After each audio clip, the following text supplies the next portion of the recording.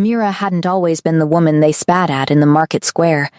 There was a time, not long ago, when she'd been someone's daughter, someone's hope, someone's reason for a small feast every harvest.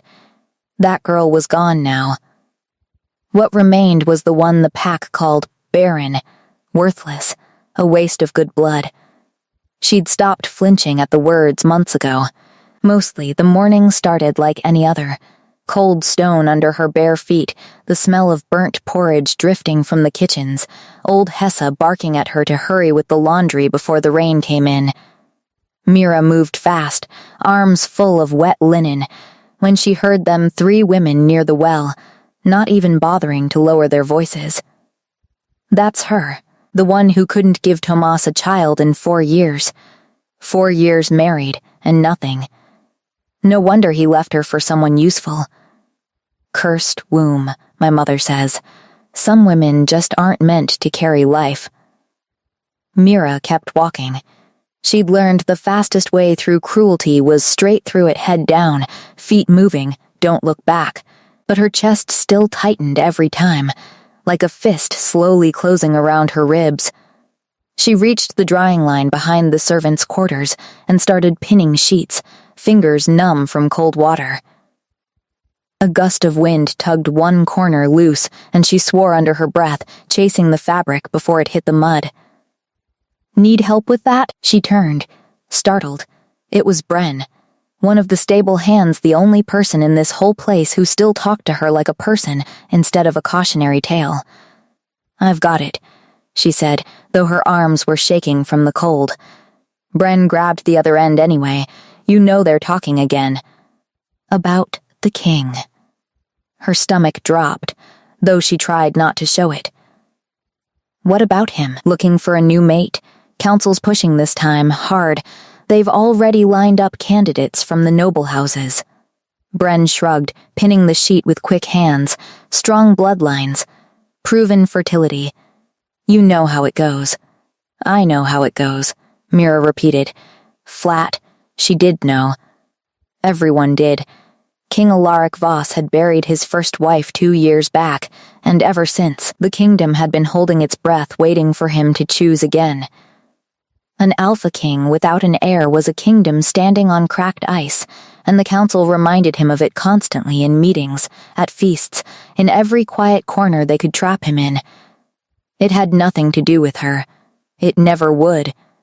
A king needed a queen who could give him sons and daughters, a future. Mira couldn't even give that to her own husband, and he hadn't been royalty. She'd accepted long ago that whatever life had left for her wasn't going to involve castles. It was going to involve laundry, porridge, and the occasional kindness from a stable boy who felt sorry for her. So when Hessa called her name across the courtyard that afternoon, voice sharp with panic, Mira assumed someone had broken a vase or spilled wine on the good carpets again. West Wing, Hessa said, breathless. They need water and cloths. Now, don't ask, just go. Mira didn't ask. She filled the basin fast and hurried through corridors she rarely had reason to walk. Servants like her weren't usually allowed past the second archway. She found the room by the noise raised voices, a child crying, someone barking orders. She pushed the door open and the first thing she saw was blood. Not much, but enough to spike her pulse. A boy, maybe 6, sat on a low bench, his arm wrapped in a torn shirt, tears cutting through the dust on his face. Healer's been sent for, a guard near the door said, sounding more panicked than the situation called for. Not coming fast enough. Mira didn't wait for permission. She knelt in front of the boy. Hey, look at me. His eyes, wide and wet, found hers. What's your name? Theo, he hiccuped. Okay, Theo. I'm Mira. I need to look at your arm. I'll be quick, promise. He nodded, shaking. She unwrapped the shirt carefully, and relief hit almost instantly. The cut was deep but clean.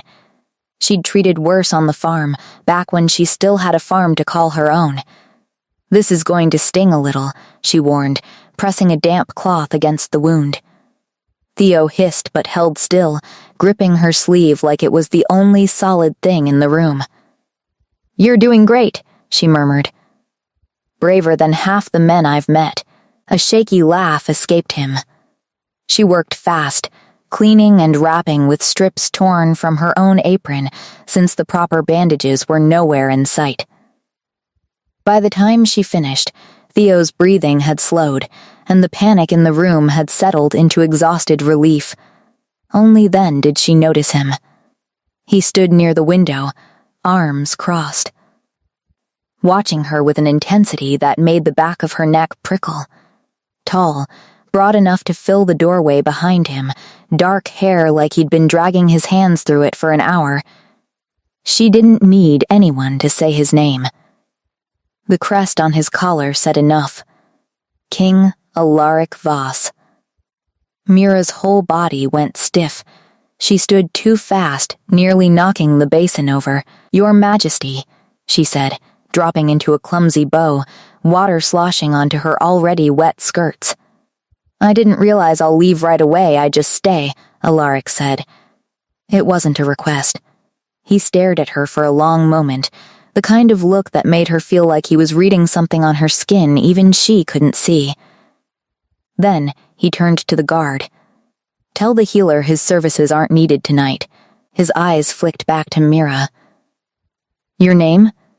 "Mira," she said, voice barely above a whisper. "Laundry, Your Majesty." "I shouldn't have what?" "Helped my nephew when no one else managed to stop the bleeding?" His tone wasn't harsh, but it wasn't soft either. Tired, maybe, or surprised.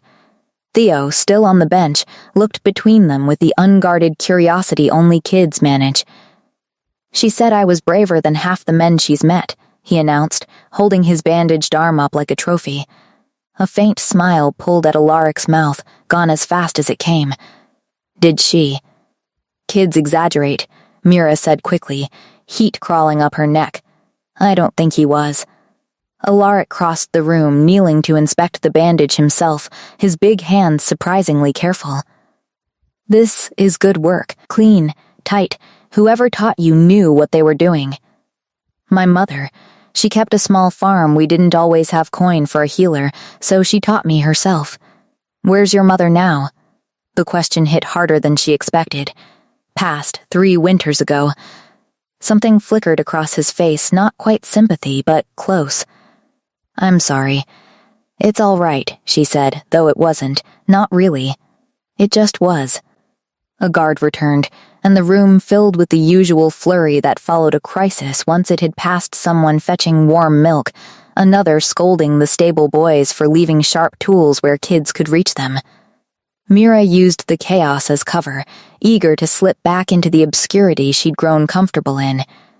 She made it to the door before his voice stopped her. "Mira." She turned. "Thank you," he said. Simple, direct, the kind of thank you that didn't ask for anything back, which somehow made it land heavier than gold would have. "Just doing what anyone would, Your Majesty." "No," he said.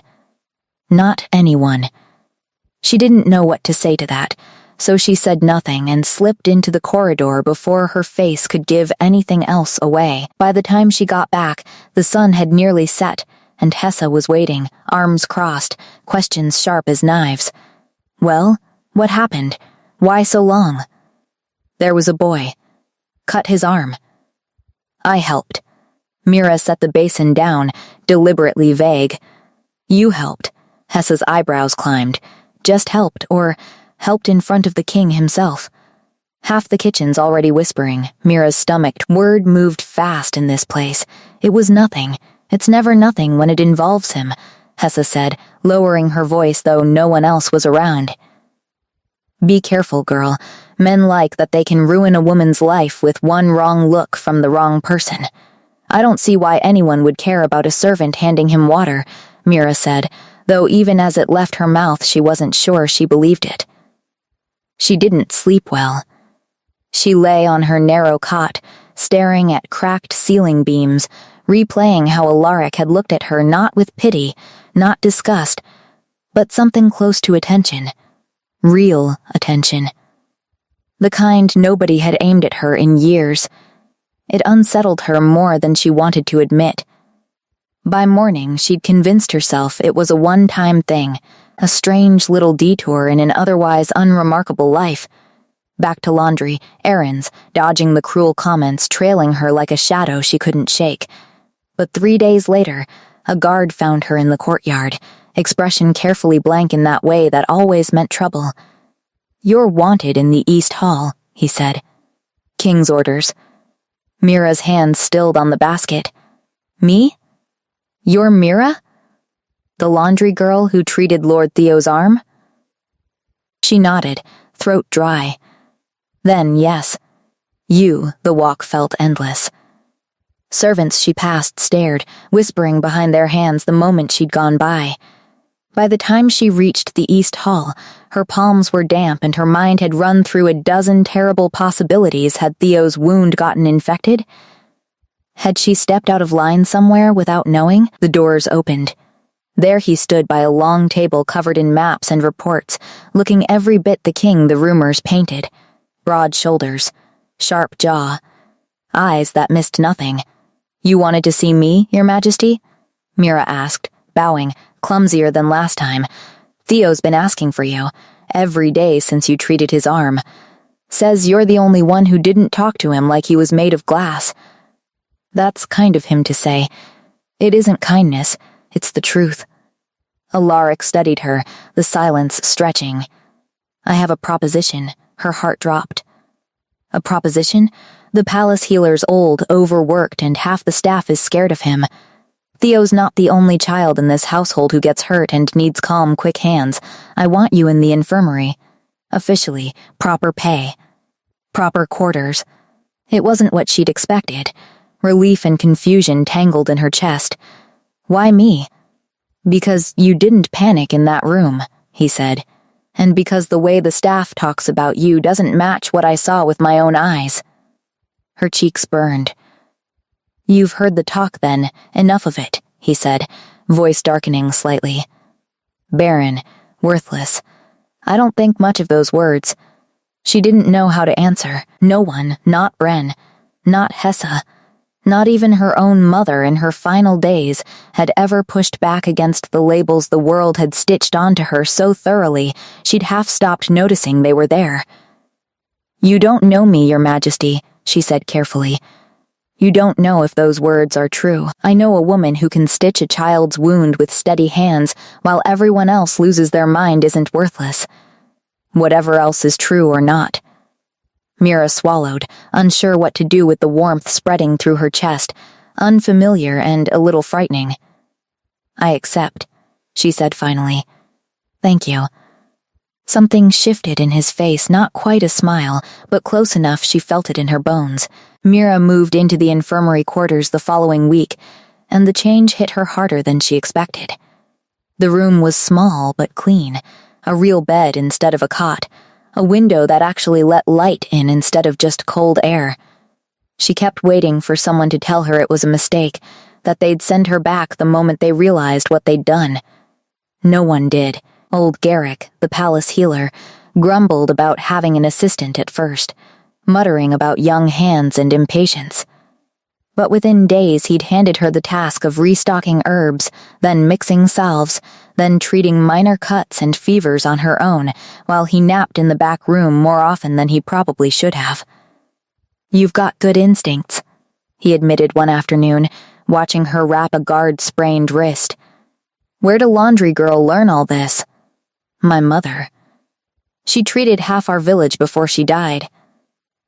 "Lucky for us, then," Garrick grunted, settling into his chair. Theo visited often, usually trailing some new scrape from whatever mischief he'd gotten into, though Mira suspected half his visits had nothing to do with injuries at all. He'd sit on the low bench chattering about lessons he hated and games he loved, and she found herself laughing more in those weeks than she had in years. Alaric came by, too, not often, not in any way that drew attention, but enough that Mira started recognizing the rhythm of his footsteps before he even rounded the corner.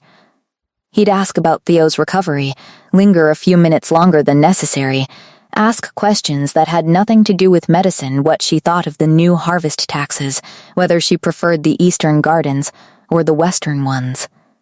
If she'd ever wanted to leave the kingdom and see somewhere new. Why does it matter what I think? She asked once, genuinely confused. I'm not exactly the person whose opinion gets asked, Your Majesty. Maybe it should be, he said, and didn't explain, leaving her staring after him long after he'd gone. The whispers followed her anyway. Some kitchen staff treated her with a strange, wary politeness, unsure whether to be kind or afraid. Others were crueler, more direct. Trying to climb out of the gutter, one laundry woman sneered as Mira crossed the courtyard one morning. Think a few bandages will make him forget you're Barren? Useless to any man, that's what you are. Mira kept walking. The words landed exactly where they always did, deep and sharp, but this time they didn't sink quite as far. Maybe because for the first time in years, someone with real power had looked at her and seen something other than what she couldn't do. Weeks passed. The infirmary became less of a job and more of a place she actually belonged. Garrick trusted her with more each day. Theo treated her like an older sister, and Alaric kept coming. One evening he found her alone, mixing a tincture by candlelight, the rest of the infirmary dark and quiet. You're up late, he said from the doorway. She startled, nearly tipping the bottle. Fever's been going around the kitchen staff, wanted this ready by morning. He stepped inside, watching her hands move with practiced precision. Do you ever rest? Rest is for people who don't need the work, she said, then immediately regretted how bitter it sounded. Alaric didn't flinch. You don't have to prove anything here, Mira, don't I? The words slipped out before she could stop them. Everyone's waiting for me to slip, to prove I'm exactly what they already think I am. And what's that? She set the bottle down, finally looking at him directly. Useless, broken, a waste of a place that could have gone to someone more deserving. His jaw tightened, something fierce flashing through his eyes. Who said that to you? Everyone. My whole life. It doesn't matter who said it first. It's just true now. It's not true. His voice came out rougher than before. I've watched you for weeks. You're the most capable person in this palace, and most of them don't even know your name properly. Mira's throat tightened, tears she refused to let fall burning behind her eyes. You don't understand what it's like. To be told the one thing your body was supposed to do, you can't do. To have your husband leave because of it. To have his family say it to your face at the market, in front of everyone.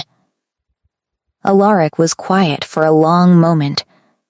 I lost my wife 2 years ago, he said finally. Everyone tells me I need a new one. An heir.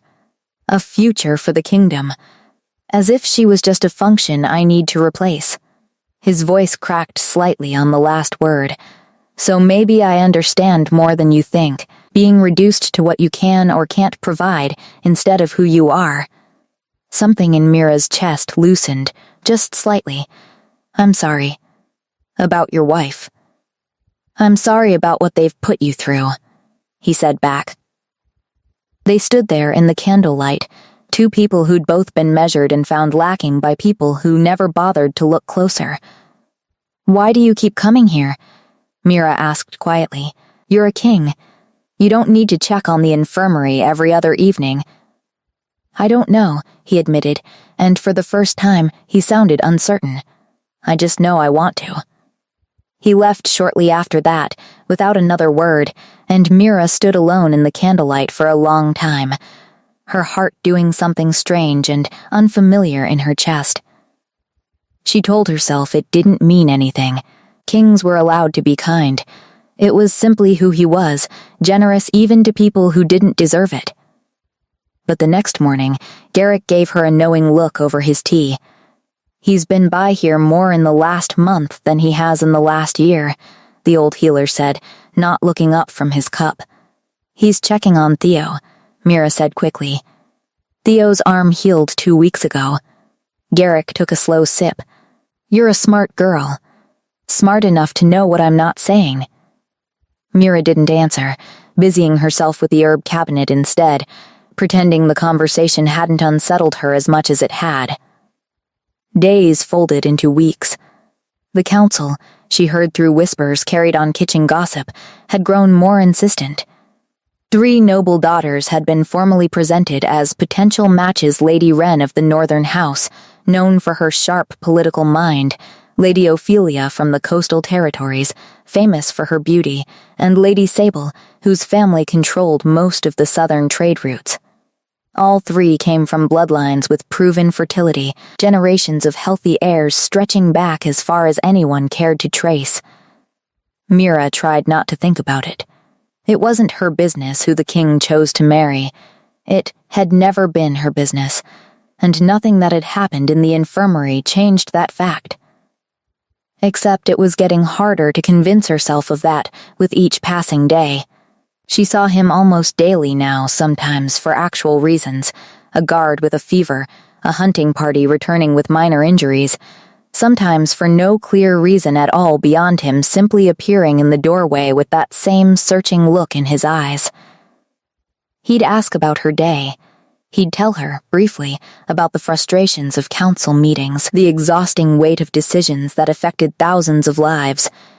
He never asked her opinion on the marriage candidates, and she never offered one, though the question sat heavy and unspoken between them every time the topic of the council came up. One afternoon, Theo burst into the infirmary, breathless and grinning, a wooden practice sword clutched in his hand. Mira, come see. Uncle Alaric's teaching me how to spar properly." She laughed, setting down the bandages she'd been folding. "Is that so? And did you win?"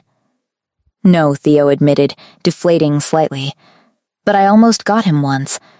"Almost counts for something," she said, ruffling his hair.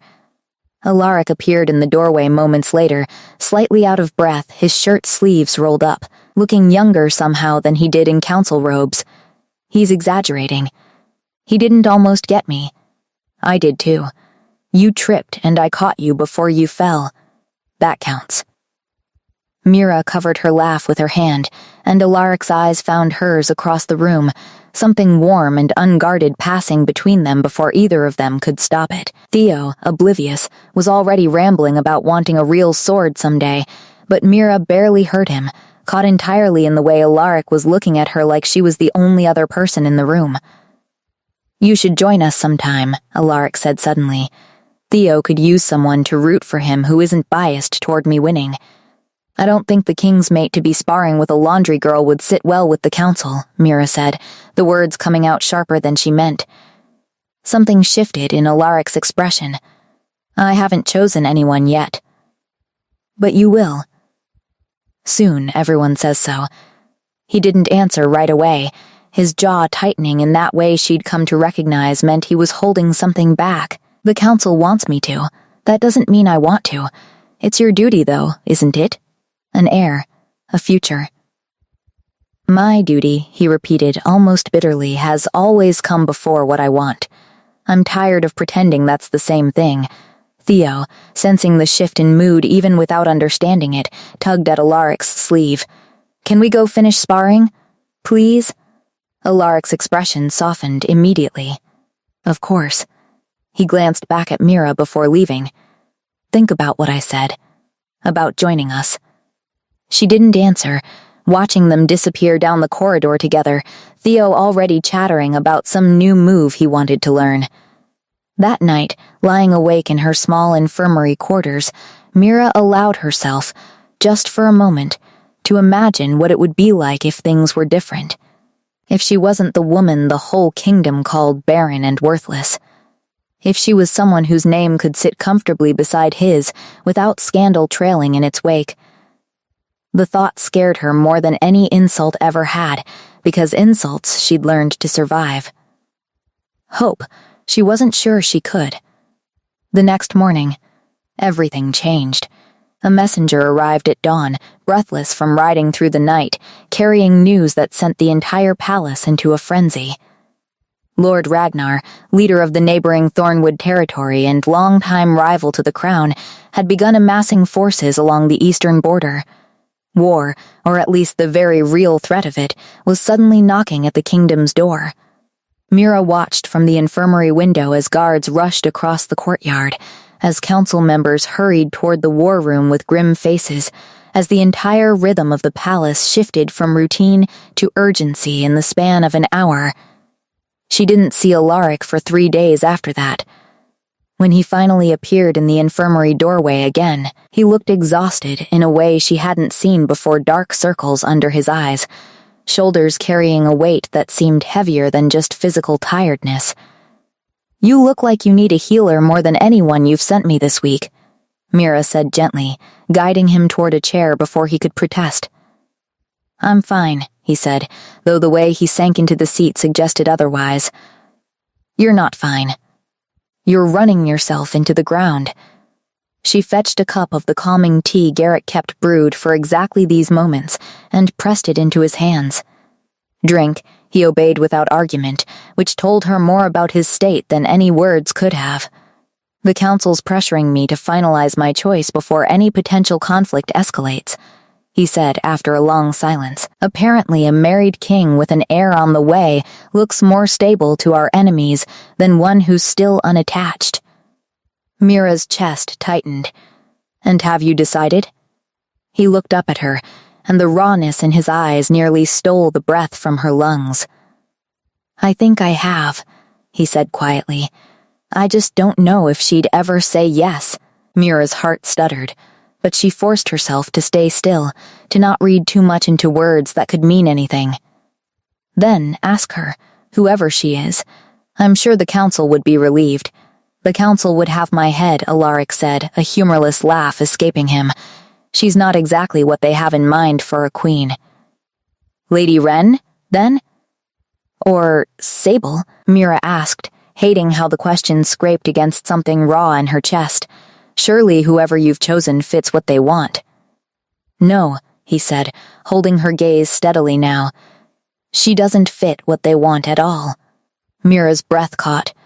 She told herself not to hope, not to read into the way he was looking at her, but her body wasn't listening to reason anymore. Alaric Agard burst into the infirmary before she could finish, breathless and urgent.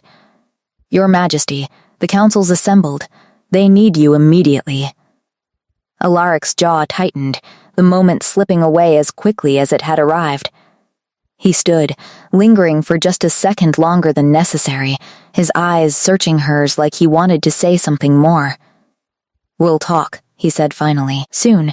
Then he was gone, leaving Mira standing alone amid the smell of herbs and the echo of words she wasn't sure she'd understood correctly.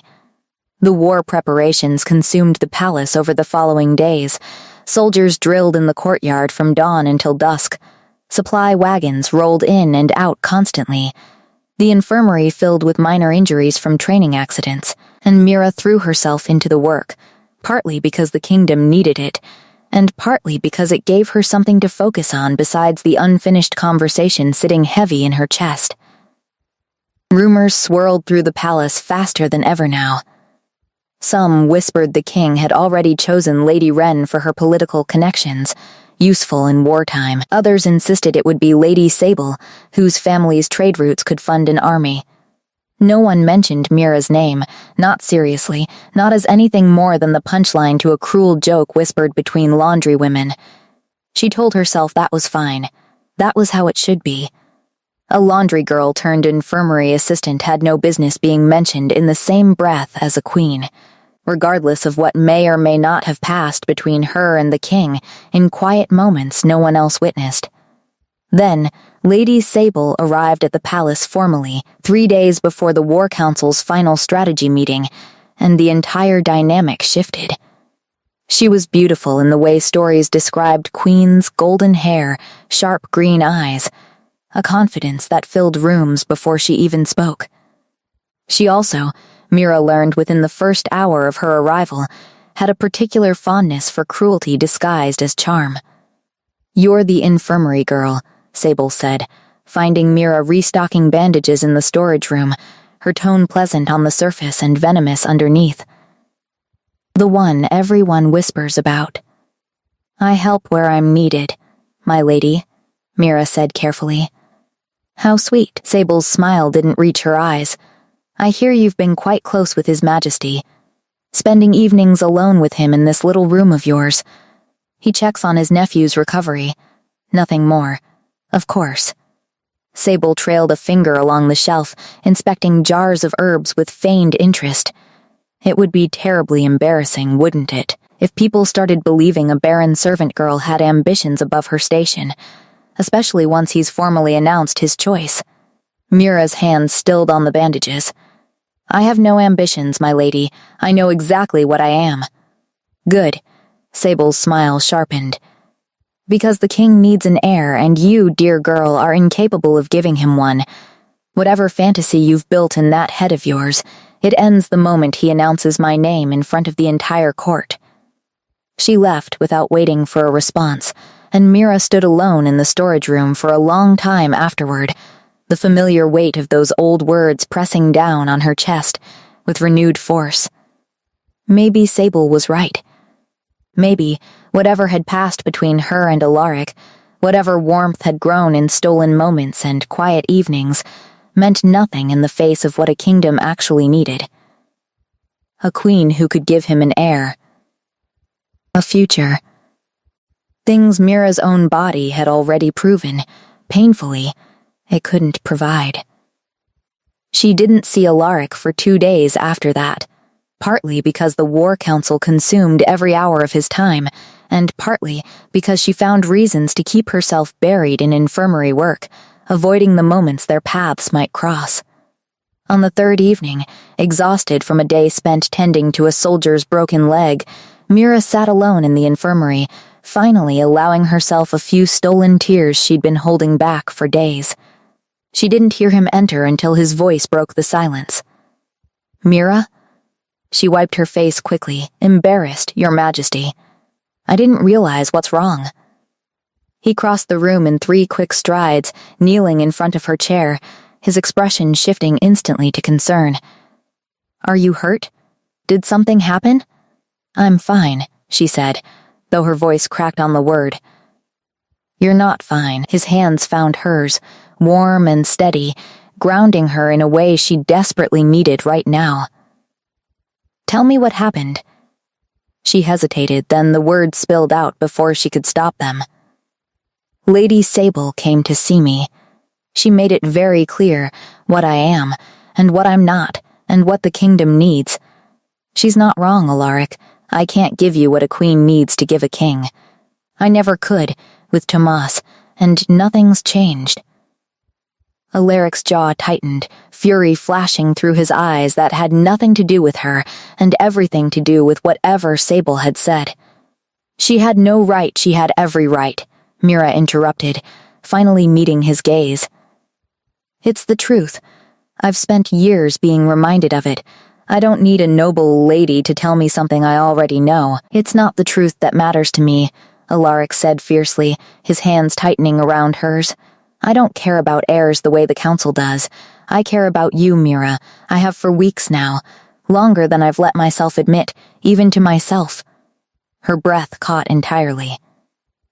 Alaric let me finish. His voice softened, though the intensity in his eyes didn't fade. I watched you stitch my nephew's arm with steadier hands than half my soldiers manage in battle. I watched you work yourself to exhaustion treating people who've never once thanked you properly. I've watched the kingdom call you worthless while you quietly held more of this palace together than anyone realizes. I don't want Lady Sable. I don't want Lady Wren or Lady Ophelia. I want you, exactly as you are, heir or no heir, council's blessing or not.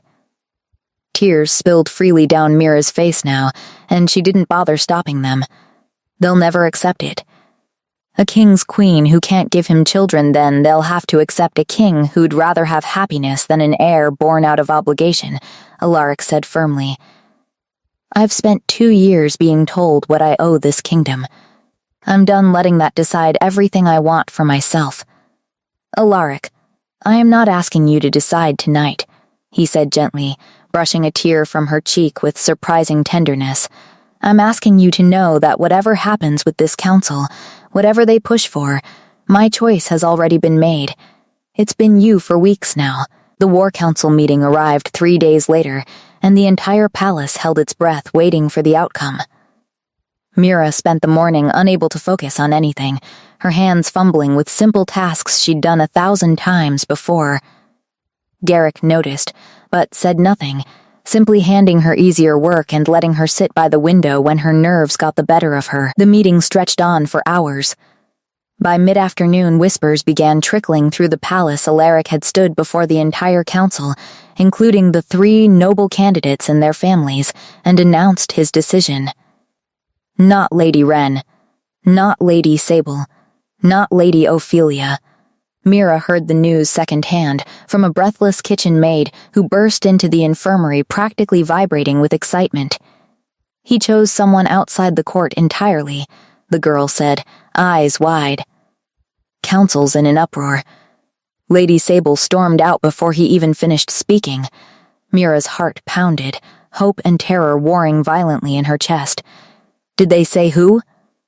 The maid shook her head. No name yet. Just that it's someone from inside the palace.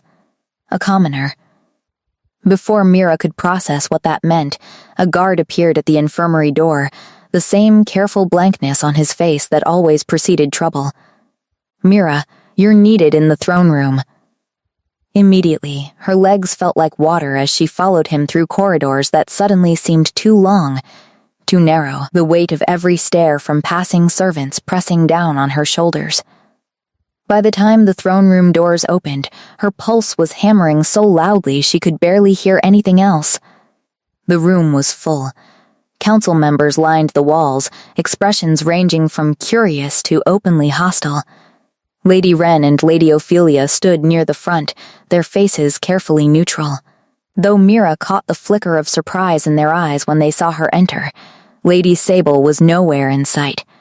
And there, at the center of it all, stood Alaric, looking every bit the king his title demanded, but with eyes that softened the moment they found hers. Mira, he said, his voice carrying easily through the silent room. Come forward. She did, though every step felt like wading through deep water, the weight of dozens of eyes pressing against her skin. Your Majesty, she said carefully, dropping into a bow once she reached the base of the throne. I've informed the council of my decision, Alaric said, loud enough for the entire room to hear.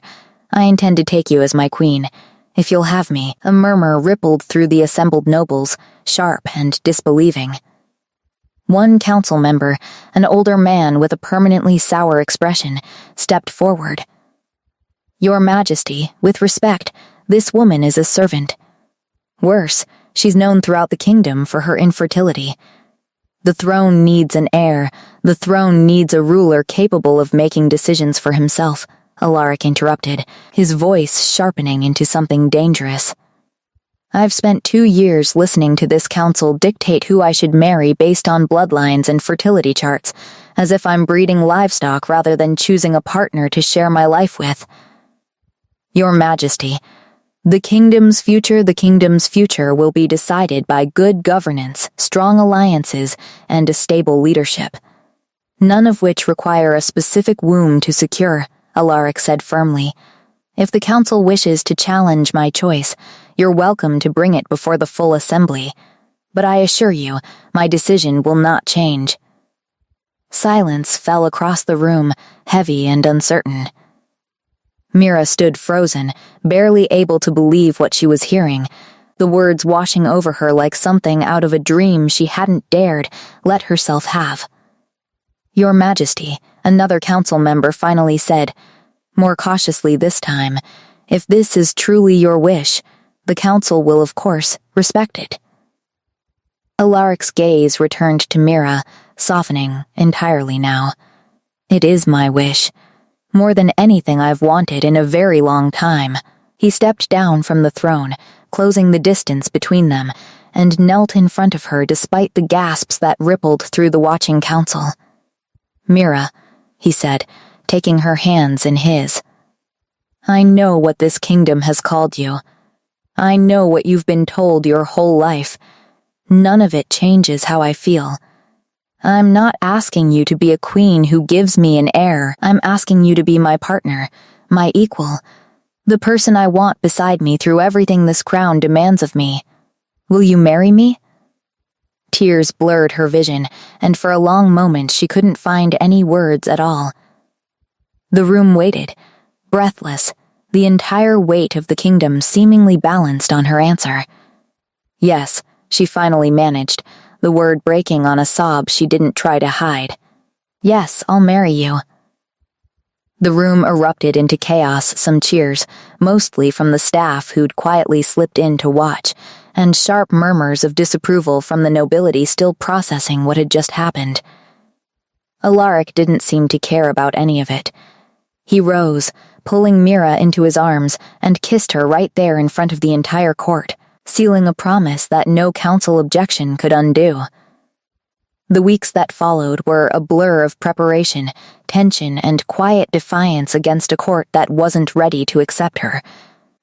Lady Sable left the palace within days, taking her wounded pride and her father's trade alliance threats with her, though Alaric handled the political fallout with a calm steadiness that surprised even his own advisors. Theo, predictably, was thrilled. "You're going to be my aunt," he announced gleefully, practically tackling Mira in the infirmary the day the engagement was formally announced. "Does that mean you'll teach me more sparring tricks?" "I think your uncle handles the sparring lessons," Mira laughed, hugging him tightly. "But I'll always patch you up when you lose." "I don't lose," Theo said indignantly, and Mira laughed harder. Not everyone in the palace welcomed the news so warmly. Whispers followed her through every corridor, sharper now that her position had shifted from servant to soon-to-be queen. Some of the noble families openly questioned Alaric's judgment, worried about the stability of a crown without a guaranteed heir. Others simply couldn't accept that a woman once called barren and worthless now stood poised to wear the kingdom's crown. Mira heard every whisper. She felt every judgmental stare, but for the first time in years, the words didn't carve as deep, because beside her stood someone who'd chosen her not despite what she couldn't give, but because of everything she actually was.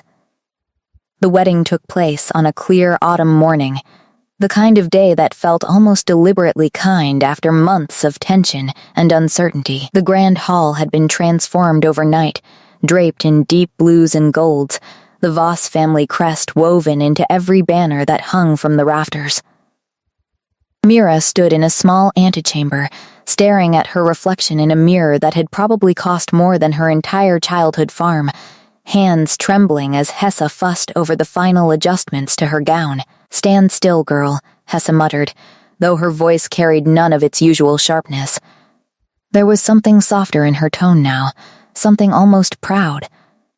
"You're going to ruin the hemline if you keep fidgeting." "I can't help it," Mira admitted. "What if I trip walking down the aisle? What if I say the wrong thing during the vows? What if you stop borrowing trouble that hasn't arrived yet?"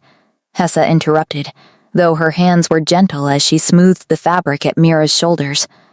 "You've survived worse than a wedding, child. You'll survive this too."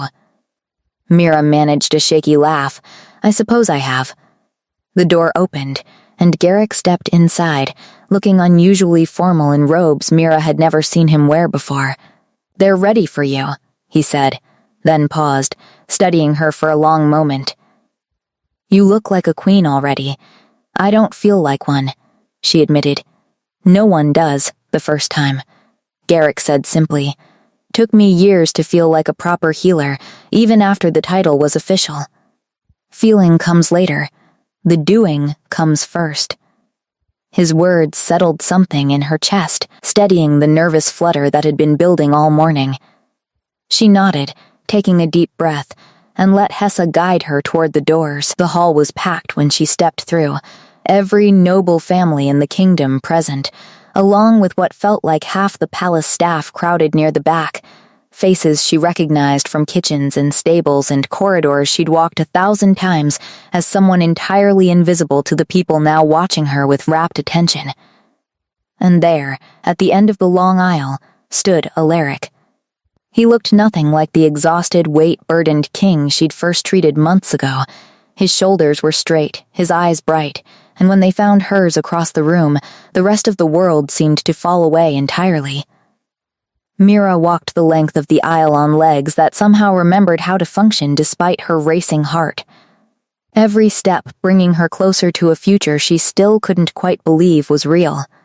"You look terrified," Alaric murmured when she finally reached him, a teasing warmth in his voice that eased the tension in her chest. "I am terrified," she admitted quietly. "This is a lot of people. Just focus on me," he said. "Forget everyone else is even here." The ceremony itself passed in a blur of vows and traditions Mira barely had time to process, her attention entirely consumed by the steady warmth of Alaric's hands holding hers, the unwavering certainty in his eyes as he spoke promises that would bind them together for the rest of their lives. When the priest finally pronounced them bound, sealed by both kingdom law and pack tradition, the hall erupted into applause, though Mira barely heard it over the pounding of her own heart.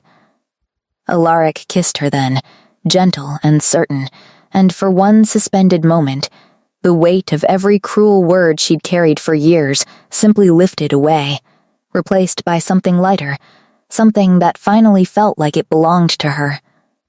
The feast that followed stretched long into the evening, course after course of food Mira had only ever served, never tasted, music filling the hall as nobles and servants alike celebrated the union in their own separate corners of acceptance and skepticism.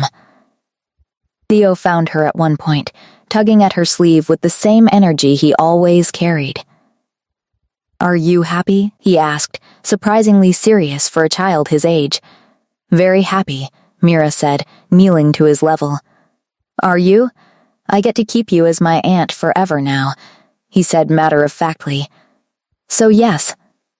She laughed, pulling him into a hug, and over his small shoulder, caught Alaric watching them both with an expression so full of warmth it nearly stole her breath. Later that night, after the feast had wound down and most of the guests had retired, Mira and Alaric stood alone on the balcony overlooking the kingdom, the cool autumn air settling comfortably around them. "Any regrets?" Alaric asked, his arm wrapped securely around her waist. "None," Mira said honestly, "though I imagine the council still has plenty." "The council will adjust," Alaric said. "They always do, eventually, and those who don't can find employment elsewhere."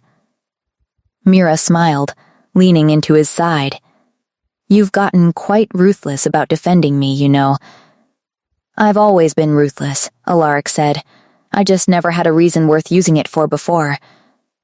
They stood there in silence for a long moment, watching the lanterns flicker across the courtyard below, the kingdom settling into the quiet rhythm of night.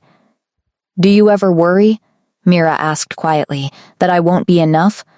That, without an heir, the kingdom will eventually stop?" Alaric said gently, turning her to face him fully. "I told you before, and I'll keep telling you for the rest of our lives if I have to. You are not defined by what you cannot give. You're defined by every single thing you've already given to Theo, to this palace, to me. That's enough. It's always been enough." Tears pricked at her eyes again, though this time they came from something entirely different than the years of pain she'd carried before. "I love you," she said quietly, the words feeling both terrifying and right all at once. "I love you too," Alaric said, pressing his forehead against hers. "Barren or not, worthless or not, whatever names this kingdom tried to give you before I knew better, you're my queen now. And nothing about that is ever going to change." Below them, the kingdom continued its quiet evening rhythm, unaware that the woman once dismissed as worthless now stood at its very heart, no longer invisible, no longer dismissed, finally exactly where she belonged. Months later, when whispers of an unexpected pregnancy reached the council's ears, the news spread through the kingdom faster than any war declaration ever had. But by then, it hardly mattered to either Mira or Alaric whether the rumors were true or not. They'd already built something far stronger than bloodlines or fertility, a partnership rooted in choice, in respect, in a love that had survived every cruel word the world had thrown at it. And whether an heir came or not, the kingdom had already learned its lesson. Their queen had never been worthless. She'd simply been waiting for someone willing to see her clearly. The months following the wedding settled into a rhythm Mira never could have imagined for herself a year earlier. Mornings began with breakfast on the private terrace overlooking the eastern gardens, something Alaric had insisted on once he realized how much she loved watching the sunrise paint the stone walls gold. Afternoons, more often than not, found her still in the infirmary, despite the gentle protests from several council members who felt a queen shouldn't be elbow-deep in herb mixtures and bandage rolls. "You don't have to keep working there," Alaric told her one evening, half amused, half concerned, as she came to dinner with the faint smell of lavender still clinging to her sleeves. "I know I don't have to," Mira said. "I want to." Garrick's getting older. Someone needs to keep training the new assistants properly. You could train them as queen, from a comfortable distance. I learn better with my hands in it. You know that. He didn't argue further, mostly because he'd already learned that arguing with Mira about her own choices rarely went anywhere productive, and partly because he understood, better than most, why she clung so fiercely to the one place that had first given her purpose beyond what the world had decided she was worth. The council, true to Alaric's prediction, slowly adjusted. Some members remained cold, formal in their interactions with her, clearly still resentful of a queen who hadn't come from noble blood. But others, surprisingly, came around faster than expected, particularly after Mira personally treated an outbreak of fever among the soldiers stationed near the eastern border, working alongside Garrick for 3 sleepless days until the worst of it passed. "You saved at least a dozen men who would have died waiting for a proper healer to arrive from the capital," one grizzled war general told her afterward, bowing with a respect that surprised her more than she let on. "The kingdom owes you a debt, Your Majesty." "I just did what anyone with training would have done," Mira said, though the words felt less heavy now than they once had, less like deflection, and more like simple truth. "Not everyone would have stayed 3 days without sleep for soldiers they'd never met," the general said. "Whatever the council whispers about bloodlines, you've earned your crown twice over." Word of moments like these spread slowly through the kingdom, chipping away at the old reputation that had followed her for years. She was still, occasionally, called Barren in hushed conversations she wasn't meant to overhear. But increasingly, those words came paired with something else now capable. Devoted, the queen who treats soldiers with her own hands. Lady Sable's family, predictably, continued stirring resentment from a distance, sending sharp-tongued letters to sympathetic council members, questioning the stability of a throne without a clear heir. Alaric handled each one with the same calm dismissal he'd shown from the start, though Mira occasionally caught him reading particularly venomous letters late at night, jaw tight, before tossing them into the fire without comment. "You don't have to protect me from those," she told him one night, finding him by the hearth with another crumpled letter at his feet. "I'm not protecting you," he said. "I'm protecting myself from the urge to send a very pointed response that would likely start an unnecessary diplomatic incident." Mira laughed, settling into the chair beside him. "That bad?" "Worse," Alaric admitted, though a small smile tugged at his mouth despite himself. "Apparently Lord Sable is convinced our marriage is a personal insult to his daughter that he intends to remind the council of at every available opportunity. And what does the council say to that?" "Mostly they've grown tired of hearing it," Alaric said. "Which works in our favor, surprisingly." Theo, meanwhile, had taken to following Mira around the palace with increasing devotion, insisting she join every sparring lesson, every garden walk, every meal that didn't strictly require formal royal attendance. He'd grown taller in the months since his injury, the scar on his arm fading into a thin, pale line he proudly showed off to anyone who'd listen. "Mira gave me this scar," he announced to a visiting dignitary one afternoon, holding his arm up like a badge of honor. Well, she fixed it. The scars from falling off a fence, but she's the one who made sure my arm didn't fall off too. I did not say your arm would fall off, Mira said, laughing despite the dignitary's startled expression. You said it could get infected and they'd have to cut it off if I didn't keep it clean.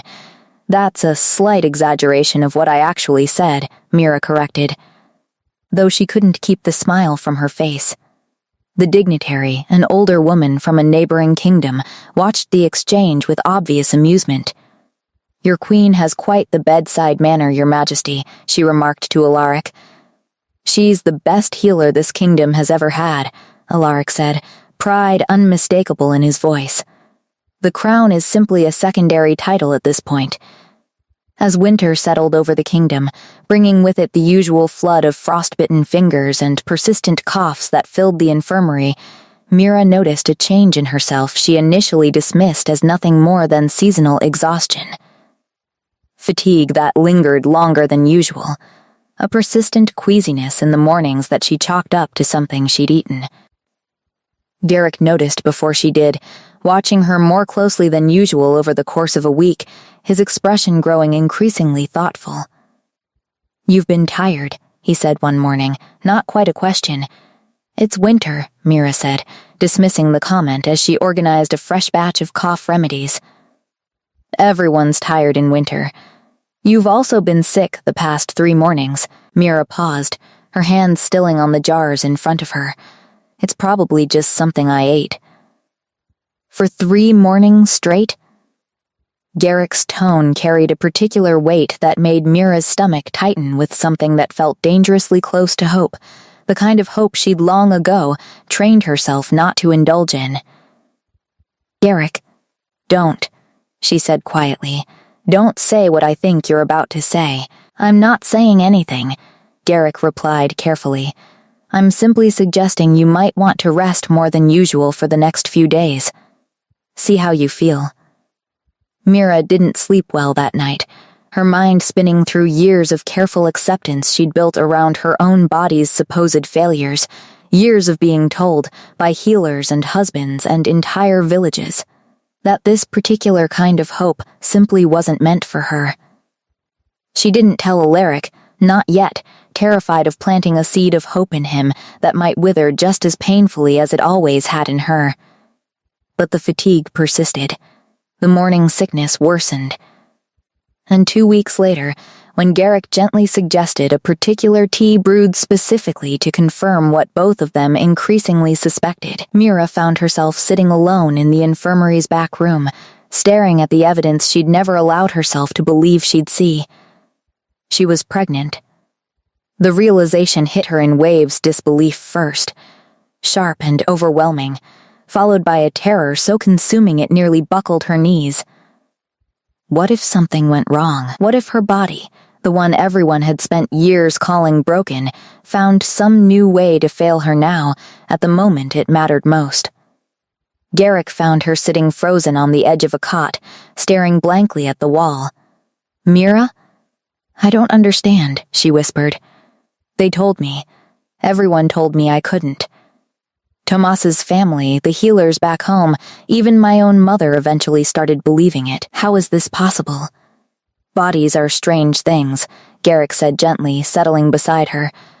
Sometimes the conditions simply weren't right before. Stress, poor nutrition during difficult years, an unsupportive environment. None of that means your body was ever truly broken. It might have just needed the right circumstances to finally work as it was always meant to. Tears spilled freely down Mira's face, an overwhelming mixture of joy and fear tangled too tightly together to separate. You need to tell him, Garrick said softly. What if I lose it? Mira asked, voice breaking. What if I tell him, and then something goes wrong, and he has to watch me fail at this too? Then he'll grieve with you. Exactly as any partner should, Garrick said, but hiding this from him to protect yourself from disappointment isn't fair to either of you. He deserves to know. That evening, Mira found Alaric in his study, reviewing reports by candlelight, The same exhausted dedication she'd grown so familiar with over the past months etched across his face. "Alaric," she said quietly, closing the door behind her. He looked up immediately, something in her tone catching his attention. "What's wrong?" "Nothing's wrong," she said, though her voice trembled slightly. "I just need to tell you something, and I need you to know that whatever happens, whatever the outcome, I need you to not get your hopes up too high, because I can't bear it if Mira—" He stood, crossing the room quickly, concern etched across his features. "What is it?" "I'm pregnant," she said finally, the words tumbling out before she could stop them. Silence stretched between them, heavy and electric, Alaric's expression shifting through disbelief, shock, and something that looked dangerously close to overwhelming joy before he caught himself. "You're certain?" he asked, voice rough. Garrick confirmed it this morning. Alaric pulled her into his arms so suddenly she nearly lost her balance, his hands trembling slightly as they cradled her face. "Mira, please don't get too excited," she whispered, even as tears streamed down her own face. "I can't handle it if something goes wrong, and you've already let yourself hope for too much." "I don't care about the risks," Alaric said fiercely. "I care about you. Whatever happens, whatever the outcome, we face it together. Do you understand me?" Together, the following months tested Mira's resolve in ways she hadn't anticipated. The pregnancy, while progressing steadily under Garrick's careful watch, brought with it a fresh wave of palace gossip, some genuinely excited. Others openly skeptical that a woman once branded Barren could actually carry a child to term. "They'll believe it when they see the baby in your arms," Hessa told her bluntly one afternoon, helping adjust the increasingly loose gowns Mira needed as her pregnancy progressed. Not a moment before. "And if something happens before then?" Mira asked, voicing the fear that had haunted her every quiet moment since the news first broke. "Then, we'll deal with that if it happens," Hessa said firmly. "Borrowing grief from a future that hasn't arrived yet only steals joy from the present you're actually living in." Alaric, true to his word, remained steady through every wave of anxiety that gripped Mira during those months. He insisted on accompanying her to every examination Garrick performed, holding her hand through moments of fear she couldn't fully voice, celebrating small milestones with a quiet intensity that gradually, slowly, began chipping away at the deep-seated belief she'd carried for years that her body was fundamentally broken. The council, predictably, used the pregnancy as fresh ammunition for renewed debates about succession and legitimacy, some members openly questioning whether the child, if born healthy, would even be recognized as a true heir given Mira's commoner status. Alaric shut down each objection with the same firm resolve he'd shown from the very beginning. "My child, born from my wife, regardless of her birth status, will be recognized as the rightful heir to this throne," he stated plainly during one particularly tense council session. "Anyone who challenges that can bring their grievance before the full assembly, though I'd advise against it." No one did. As spring approached, bringing warmer weather and longer days, Mira's pregnancy progressed without complication, much to Garrick's quiet relief and the growing astonishment of court physicians who'd been called in for additional opinions, all of whom confirmed the same thing: the pregnancy was healthy, progressing exactly as it should. Theo, predictably, was beside himself with excitement. "Will it be a boy or a girl?" he asked Mira almost daily, pressing his ear against her growing belly whenever she'd allow it, listening intently as if he might somehow hear the answer himself. "We won't know until the baby arrives," Mira told him, laughing at his persistent enthusiasm. "I hope it's a boy. Then I can teach him sparring too. What if it's a girl? Then I'll teach her sparring," Theo said matter-of-factly. "Girls can be good fighters too. You're proof of that." Mira blinked, momentarily caught off guard by the unexpected compliment. "I'm not a fighter, Theo, you are too," he insisted. "You fought off everyone who said mean things about you for years. That's the bravest kind of fighting there is." The simple wisdom in his words settled something in her chest she hadn't realized still needed settling. A quiet validation from a child too young to understand the full weight of what he'd said, yet somehow understanding it perfectly anyway. The birth, when it finally came in early summer, arrived faster and more intensely than anyone had prepared for. Mira's labor began in the middle of the night, sharp and sudden, sending the entire palace into a frenzy of activity, as Garrick rushed to her side and Alaric, despite every council protocol suggesting otherwise, refused to leave the room for even a moment.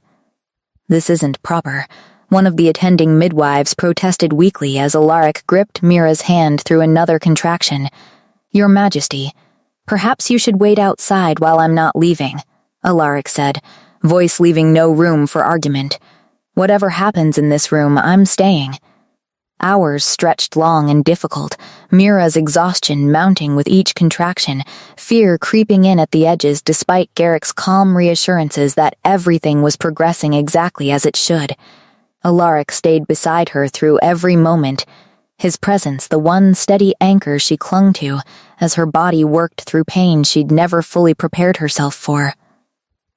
When the baby finally arrived, just as dawn broke over the eastern gardens, the room fell into a silence so complete Mira feared, for one terrifying heartbeat, that something had gone wrong. Then the baby cried, loud and furious and unmistakably alive, and the entire room erupted into relieved, exhausted celebration. "A girl," Garrick announced, voice thick with emotion as he placed the tiny, squirming bundle into Mira's trembling arms. A healthy, strong baby girl. Mira stared down at her daughter, tears streaming freely down her face, disbelief and overwhelming love crashing through her in waves too large to fully process. The tiny face, scrunched and red and absolutely perfect, blinked up at her with dark eyes that already seemed to carry some quiet curiosity about the world she'd just entered. "Hello," Mira whispered, voice breaking. "Hello, little one." Alaric knelt beside the bed, his own eyes glistening as he reached out to gently touch his daughter's tiny hand. "She's perfect," he said, voice rough with emotion. "Absolutely perfect."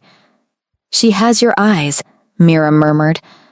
"She has your strength," Alaric said. "I can already tell." Word of the princess's birth spread through the kingdom within hours.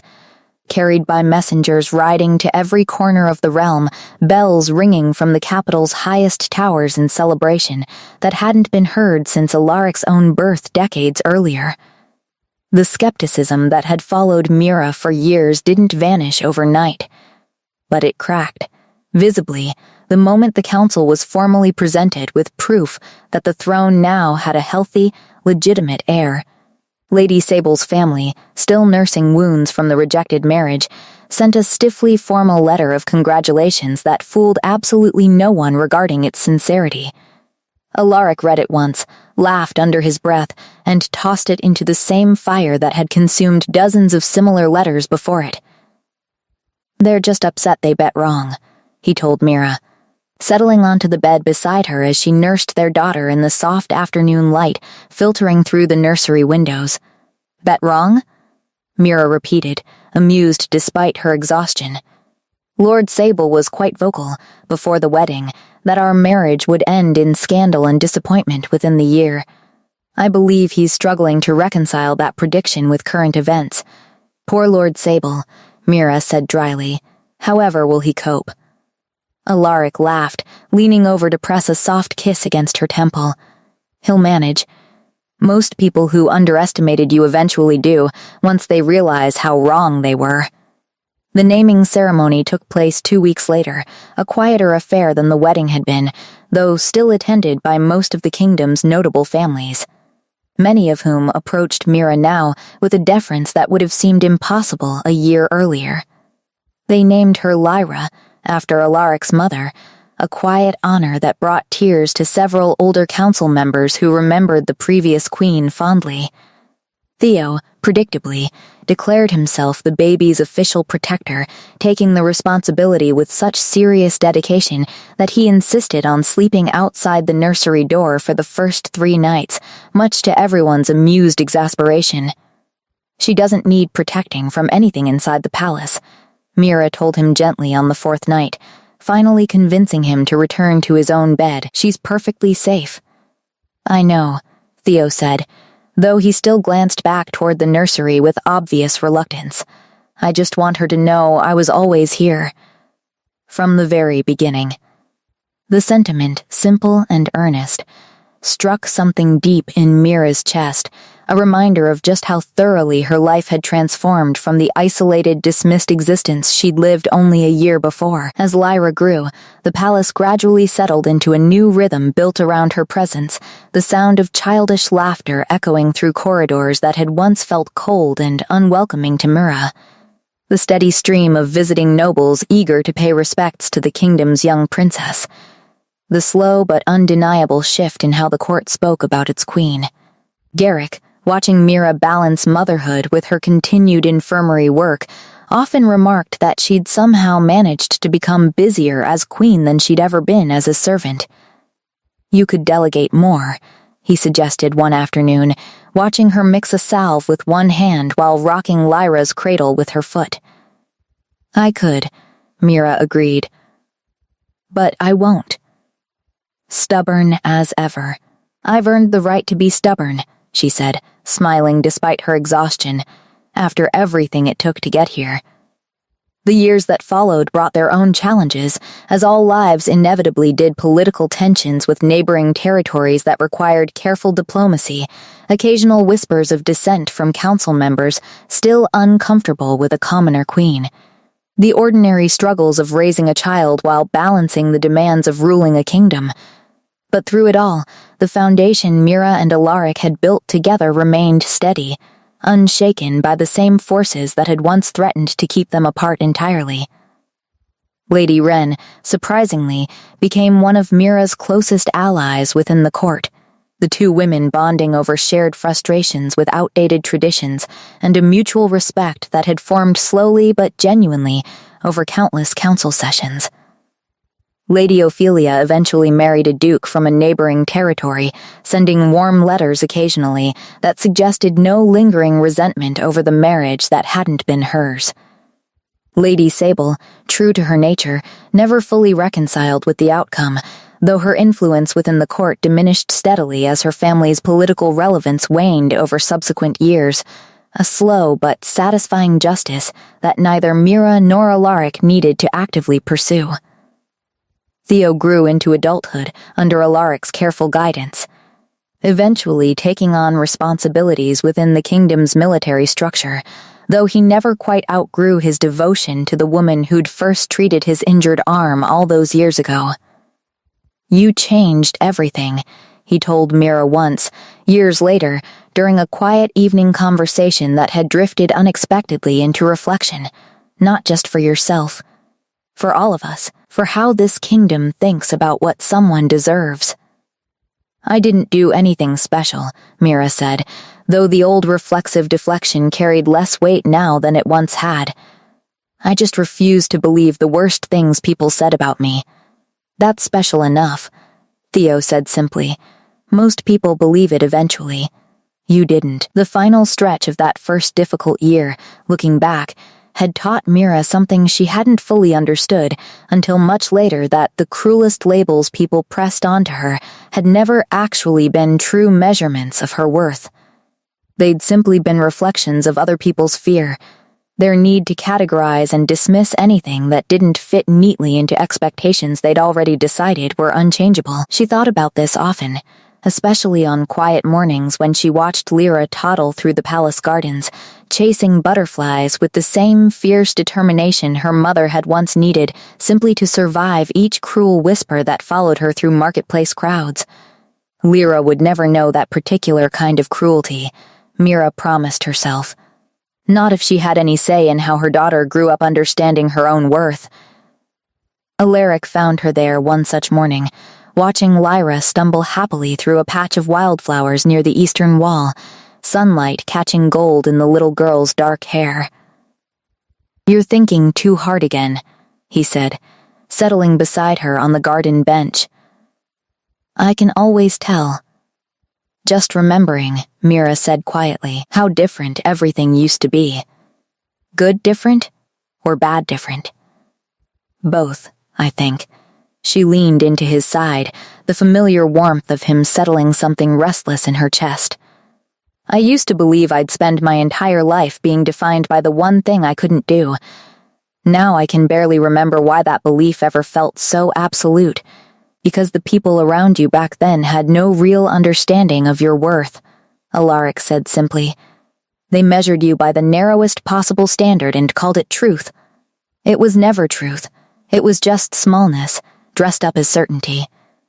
Mira smiled, watching Lyra finally catch a butterfly between cupped hands, her delighted laughter carrying across the garden. "She's never going to know what that kind of smallness feels like." "No," Alaric agreed. "She won't. Not while we're around to make sure of it." The kingdom, over subsequent years, slowly forgot the particular scandal of its commoner queen, the story softening into something closer to legend than Gossip the laundry girl who became queen, who proved an entire court wrong simply by being exactly who she'd always been, stubborn and capable, and unwilling to accept the smallest version of herself that others had tried to impose. Young girls throughout the kingdom, Mira occasionally heard through quiet reports from traveling merchants and visiting dignitaries, had begun telling each other the story like a kind of promise that worth wasn't something other people got to decide for you, that the cruelest labels rarely told the truth about anything except the limitations of whoever had spoken them. Mira never set out to become anyone's inspiration. She'd simply refused, day after exhausting day, to let other people's smallness define the shape of her own life. That refusal, quiet and stubborn and built one small act of defiance at a time, had eventually become something far larger than she'd ever intended. On the evening of Lyra's 3rd birthday, the entire palace gathered for a celebration that stretched long into the night. Music and laughter-filling halls that had once felt impossibly cold and unwelcoming to a woman who'd arrived there as nothing more than a laundry girl carrying water and bandages. Alaric found Mira near the edge of the celebration, watching their daughter dance clumsily with Theo, now grown tall and broad-shouldered himself, indulging his young cousin with patient good humor. "Any regrets?" Alaric asked, echoing the same question he'd asked on their wedding night, years earlier. "None," Mira said, just as she had then, though the word carried a different weight now, deeper and more certain. "Not a single one. Even knowing everything it took to get here? The council, the whispers, Lady Sable's letters, all of it?" "Especially knowing all of that," Mira said, smiling up at him, "because every difficult moment led exactly here. To this. To her." She nodded toward Lyra, still dancing, still laughing, utterly unaware of the long, difficult road that had made her existence possible. "I wouldn't trade any of it." Alaric pulled her close, pressing a soft kiss against her temple as the music swelled around them, the celebration continuing late into the night under a sky full of stars that had watched over this kingdom long before either of them had been born, and would continue watching long after they were gone. The woman once called barren and worthless had become something the kingdom would remember for generations, not despite what she couldn't give, but because of everything she'd given anyway. Stubbornly, fiercely, until an entire court had no choice but to recognize what had always been true. She had never been worthless. She had simply been waiting, patiently and painfully, for a world willing to finally see her clearly. And in the end, she'd found exactly that, standing in the heart of a kingdom that had once dismissed her, now calling her, without hesitation or doubt, their beloved queen.